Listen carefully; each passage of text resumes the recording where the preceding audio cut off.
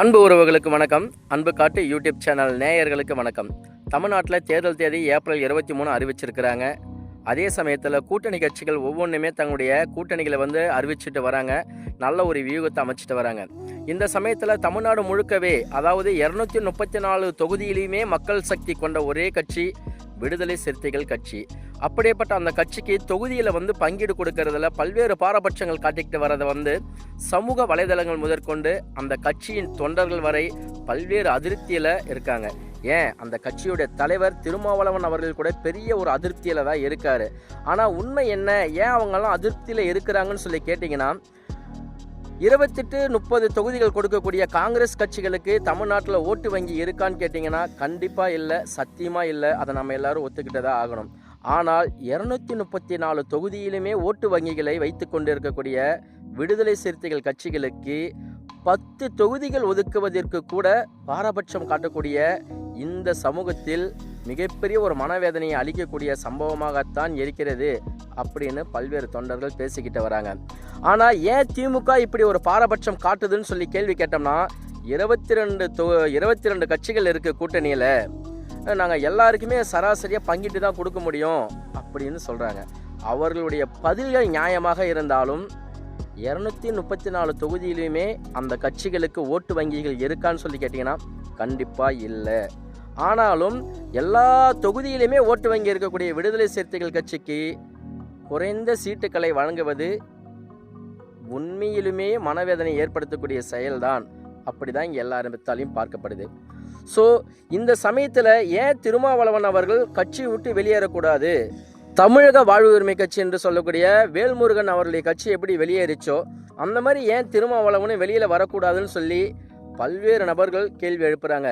இதை ஒரு சமயமாக எடுத்துக்கிட்டு சில சங்கி கூட்டங்கள், சில மதவெறி கூட்டங்கள், சில தற்கொலை கூட்டங்கள் எல்லாருமே திருமாவளவனை பார்த்து கேள்வி கணைகளை எழுப்பிக்கிட்டு வராங்க. ஏன் திருமாவளவன் கொள்கை பிடிப்போடு இருக்கிறார் அப்படின்னு சொல்லி கேட்டிங்கன்னா, திருமாவளவனுடைய சிந்தனை முற்போக்கு சிந்தனை. எதிர்காலத்தில் பிஜேபி ஆட்சிக்கு வந்தால் இங்கே இருக்கக்கூடிய தலித் மக்கள், ஒடுக்கப்பட்ட மக்கள், வாழ்வாதாரத்திற்கு பின்தங்கிய மக்கள் யாராலுமே வாழ முடியாது. அப்படி ஒரு கொடூரமான ஆட்சியை செய்வார்கள். தமிழ்நாடு, கேரளா, மேற்கு வங்காளம் என்று சொல்லக்கூடிய சில மாநிலங்களில் பிஜேபியினுடைய ஆதிக்கம் இல்லாமல் போனதால் தான் அங்கே பல்வேறு அசம்பாவிதங்கள், அடிமைத்தனங்கள் இன்னமும் இல்லாமல் இருக்குது அப்படிங்கிறத நம்ம எல்லாரும் ஒத்துக்கணும். ஸோ அதனால் பிஜேபி இந்த 3 மாநிலங்களிலேயும் கால் வைக்க ஆரம்பித்து விட்டார்கள் என்றால் கண்டிப்பாக ஆர்எஸ்எஸ் என்று சொல்லக்கூடிய அவர்களுடைய மத வெறியை தமிழ்நாட்டில் கண்டிப்பாக நிலைநிறுத்துவாங்க. பெண்களுக்கு பாதுகாப்பு இருக்காது, எல்லா மக்களுடைய வாழ்வாதாரங்களும் கேள்விக்குறி ஆகிடும். அப்படிங்கும் பொழுது கொள்கை தான் முக்கியம், சீட்டு எங்களுக்கு முக்கியம் இல்லை என்ற கொள்கை கோட்பாட்டுகளில் ஒரு சிறந்த தலைவராக திருமாவளவன் இருப்பது பெருமைக்குரிய விடயமாக இருந்தாலும் அதை பயன்படுத்தி கொண்டு சூசகமாக, வஞ்சகமாக 10 தொகுதிகளை கொடுப்பதற்கு கூட தயங்குகின்ற திமுகவின் சதி திட்டமானது கேவலமானது தான் அப்படிங்கிறத நம்ம எல்லாருமே உணரணும். கண்டிப்பாக விடுதலை சிறுத்தைகள் கட்சிகளுக்கு 10 தொகுதிகள் கொடுக்கலாம், இரட்டை இலக்கத்தில் கொடுக்கலாம். ஆனால் கொடுக்க மறுக்கிறது.